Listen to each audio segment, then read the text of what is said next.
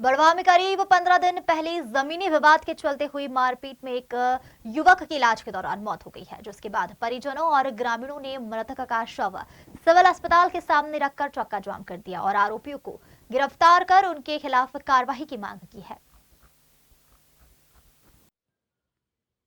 दरअसल यह घटना बलवाड़ा थाना ग्राम लंबी की है, जहां पर 14 दिन पहले एक पुरानी जमीनी विवाद के चलते दो पक्ष में जमकर मारपीट हुई थी, जिसमें एक व्यक्ति पुरुषोत्तम जाट गंभीर रूप से घायल हो गया था। इलाज के बाद भी उसकी हालत में कोई सुधार नहीं हुआ और उसकी मौत हो गई, जिसके बाद मृतक के परिजन और ग्रामीणों ने आक्रोशित होकर बड़वाह सिविल अस्पताल के सामने शव रखकर चक्का जाम किया। घटना की जानकारी लगते ही एसडीएम, तहसीलदार, एसडीओपी और पुलिस के अन्य अधिकारी मौके पर पहुंचे और उन्होंने मृतक के परिजनों को समझाइश देकर जाम खुलवाया। इस दौरान मृतक के परिजनों ने पुलिस पर आरोप लगाते हुए कहा कि काटकोट पुलिस चौकी ने केवल एक पक्ष के खिलाफ कार्रवाई की और दूसरे आरोपियों को गिरफ्तार नहीं किया, जहां उन्होंने पुलिस से आरोपियों की तत्काल गिरफ्तारी की मांग की है। दरअसल यह घटना 20 जनवरी की है, जब पुरुषोत्तम जाट एक विवाह समारोह में भोजन कर अपने घर लौट रहे थे।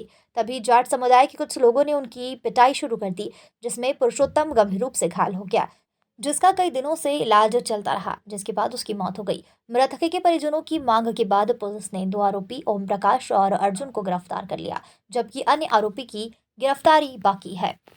पूर्वक हो, क्योंकि एक साथी भाई ने अपनी जान, उसकी हत्या हो गई है, तो हम ये चाहते हैं कि जिनने भी इस पे हमला किया हुआ था, इनके आपसी विवाद थे, और हम बस यही चाहते हैं कि ये जांच निष्पक्षता पूर्वक हो। और जो साथी कम से कम 2 से ढाई घंटे चक्का जाम किया था, इसको लेकर क्या आश्वासन के बाद आपने चक्का जाम समाप्त करा? ये पुरुषोत्तम जाट जी का अभी यहाँ पे उनकी बॉडी को लाए हैं। ये 20 जनवरी की घटना के समय दोनों पक्ष में काउंटर कायमी हुई थी, दोनों पक्ष में एफआईआर हुई थी, जिसमें 6 आरोपी थे।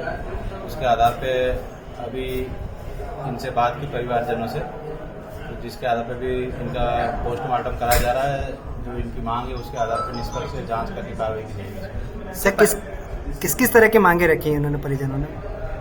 वो अभी आवेदन देंगे कि इसमें निष्पक्ष जांच की जाए, हमारे पक्ष को गिरफ्तार किया गया, उनको नहीं किया गया, उस तरह से तो ये मांगी है, उसके आधार पर जांच करके कार्रवाई की। सर, चौकी प्रभारी पर भी आरोप प्रत्यारोप लगे हैं, उसको लेकर के कुछ आगे कार्रवाई होगी?